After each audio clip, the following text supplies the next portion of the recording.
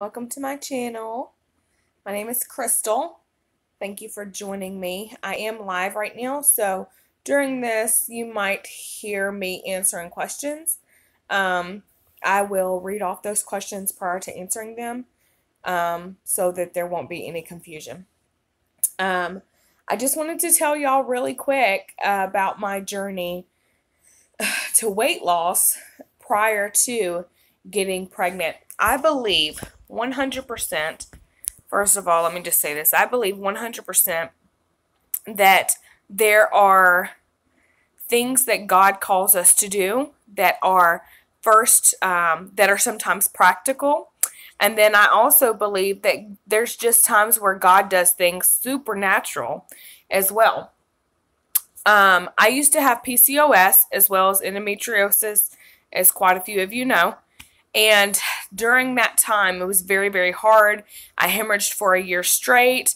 I would be at work and just bleed on myself, and I was in pain. It was just a really, really hard, draining time for me, to the point to where there was a point where after the doctors telling me, that I wouldn't have kids and stuff, I continued to believe that I would have children, but the pain and the bleeding became unbearable at one point to where I said to my husband, look, I can't do this anymore. I want to get a hysterectomy. I still believed, that God would give me kids, but I didn't know if I could continue to go through the pain and the bleeding and endure that, before I got pregnant, So anyways, so I told my husband, I said I wanted a hysterectomy, and he told me, he said, no, keep believing God. We're going to keep believing God for your healing. So in spite of also wanting children, I also desired to be healed. I was believing God to heal my body. And there was never instructions that he gave me, never anything that he told me I needed to go do. No doctors that he told me to go to, because I wanted to always, incline my ear to hear his voice, to hear what he had to say in regards to my situation. But there was never any clear instructions of what he told me to do in order to be healed. And so my husband had just told me, no, we're going to believe God. A couple months after I'd said I was going to get a hysterectomy, I was at an event and we were ministering, and a woman prayed over me, and I received healing. Now that is something supernatural. It was not, that was 10 years ago, and it was not till 10 years later that I ended up pregnant. I believe that there are supernatural situations such as that, where God just does it supernaturally on his own. There's nothing that he requires of us. But then I believe that there's also situations where he will call us to be obedient in something. And that's how it was with my pregnancy. And one of the major things, as soon as I received my healing, I felt a quickening in my spirit of God telling me it was time for me to lose weight, because I've always struggled with obesity. And so for 10 years, I went back and forth in a weight loss journey. And there would be like 3 years where I would do nothing at all. And then I would get gung-ho and I would do something for 3 months, and then I'd drop off. And finally, I made a decision in 2017 that I was going to be committed to losing weight, because I knew that it was something that God had called me to do. I knew that after I received my healing that God had told me that I need to lose weight, and who knows why, it could be for the health of the baby, for the health of myself, it could be just because God says in his word, beloved, I wish above all things that you be in health and that you prosper even as your soul prospers. So God said that he wishes above all things that we first be in health. And so whenever God told me that he wanted me to lose weight, I knew it was going to be a battle, because I was one of those kids who used to hide food in my room. My mom would find all kinds of wrappers under my bed, in my drawer. It was my, comfort. And I grew up that way too, into adulthood. I would binge eat, I'd have a bad day and I'd want pizza, or I'd want Reese's, or, I'd want to eat the house. So I knew that God had called me to do that. So in 2017, I told myself I was going to, lose weight. And so during this time of me losing weight, I did vlogging. Okay. And one of my vlogs is actually on my channel. It's the first video I've ever uploaded. And I hit the ground running. I said, okay, God, I want to do this because I know it's something that you call me to do.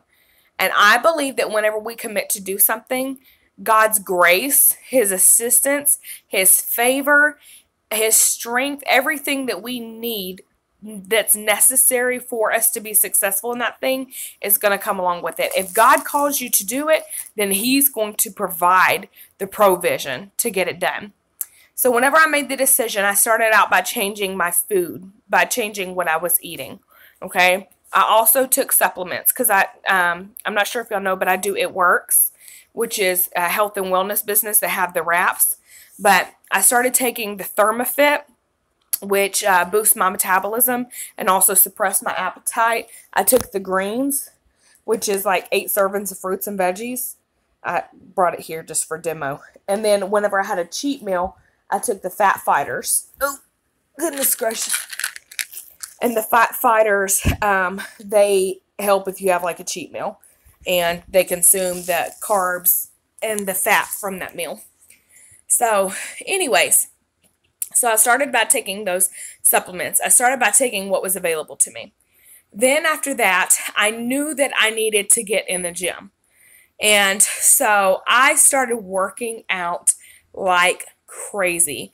But I knew that I couldn't do it on my own. I would get on the elliptical, I'd be on there 30 minutes, and then I would leave. But I felt like I needed to do more. And so I reached out on Facebook and I said, hey, I need a personal trainer.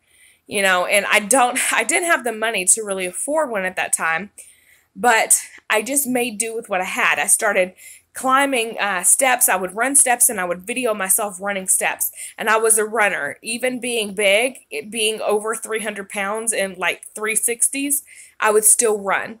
I loved to run. So you would see me be the one at the gym on the treadmill running with all these skinny people around me. I didn't care, because what I always said, because a lot of bigger women, especially, maybe sometimes bigger men too, they get intimidated about going to the gym because they feel like people are looking at them and judging them. And what I say is, people aren't looking at you judging you.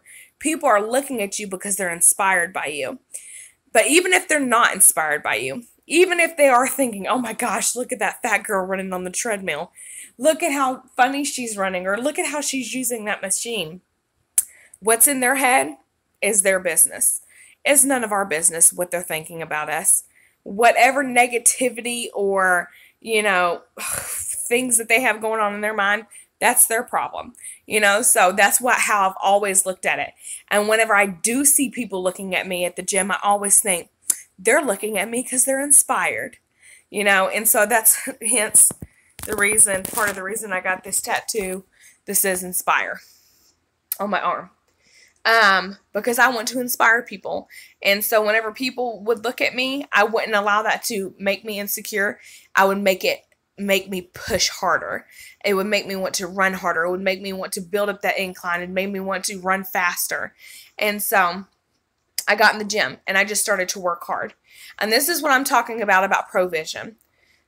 So in that time that I was in the gym and I said, hey, I need a personal trainer, tons of people tagged people, reached out to me. Hey, I see you working so hard. You're doing so good. I would love to train you. And this is my cost. And I'll be like, oh my gosh. Excuse me. Well, then somebody contacted me and they said, hey, God put it on my heart for me to train you for free. Okay. He said, I've never trained a woman before, but I would love to be your trainer. So I'll see you at the gym at 6:30 in the morning. Okay, that was not my time to go to the gym. But I said, okay, Lord, if this is what you've called me to do, then I'll do it. I started going to the gym with him, and we would do toning like crazy, strength training, weighted squats, deadlifts, bench pressing. And I loved it. It made me so passionate. And in between us lifting weights, I would jog right in place, where I'd grab the step and I'd run up and down on the steps, or if the treadmill was close, while he was doing his set and the other guys that was with us was doing their set, I would run over to the treadmill and run real quick, and then I'd come back and I would do my set. And so God provided the personal trainer. Then after that, I had somebody contact me who was actually a health coach, and he was an ex-football player for the Atlanta Falcons, and he said, "Hey, I have seen you working so passionately," he said, "to lose this weight." And he said, "And you inspire me." He said, "And I want you to be on my team. I want you to inspire other people." He said, "I would love for you to be the face of my brand." And I was like, oh my gosh, look at God. So not only did I have a health coach for free, I also had a personal trainer for free. And this guy charged, this health coach charged, and this personal trainer would usually charge, but God gave me both of them for free. So whenever we are obedient to God, he always gives us provision. I would run steps. I would flip tires. I would leave the gym, and then I would go to another gym because they had tires outside, and I would go and I'd flip those tires by myself. And I vlogged it, and I made a commitment that I was going to do what God had called me to do. I'm not saying this because I'm just trying to inspire you to lose weight. I'm saying this because that 70 pounds that I lost was very hard. There were times I got on the vlog and I cried because I couldn't have lasagna. There were times where I would literally sit in my living room and just bawl because I was so addicted to food, and it was my escape, but it wasn't something that I could go to at that point. So, I'm saying all this because I want you to know that there's going to be certain things that God's going to call you to do in life. And sometimes they're going to be hard things. But if God has called you to do it, then he is going to give you the provision to do it. He's going to give you everything that is necessary for you to succeed in that thing. Now, am I saying that you won't have to pay? That's not what I'm saying. Just because I didn't have to pay, you won't have to pay. That's not what I'm saying. But I'm saying God will provide, and he's going to call us to do. Sometimes things are supernatural, but sometimes there's going to have to be sacrifice, and there's going to have to be obedience on our part. It's not that God's making us do these things in order to receive the blessings of God. It's because God knows what's to come. God knows all things. He sees all things. So that's why it's important that we hear his voice and that we listen to him and that we follow direction. There was so much to my 14 infertility journey. So many practical things that I had to do. But whenever it came to my healing, I had to do nothing at all. I just had to trust God, I had to make the decision to trust him and that he would heal me in his time, and he did. But I just want to encourage you all, if you are believing God for something specific and you're on this journey, whether it be fertility or believing God for something in particular, I challenge you to trust him and to listen to his voice and to be obedient, and to surrender yourself, surrender your life, surrender every part of you to what he's called you to do and who he's called you to be in this life. This life is short, but there's so much joy that could be experienced in this life. And so, anyways, I just wanted to share my quick 70-pound testimony with you guys. I was consistent. There's 3 words that God gave me before I started that journey, and it was discipline, consistency, and self-control. In order for us to be successful in anything in life, we have to be disciplined, we have to be consistent, and we have to have self-control. So I encourage you to do the same. I love you guys so very much. Thanks for listening. Thanks for watching. And I will talk to you guys later. Have a good day. Bye.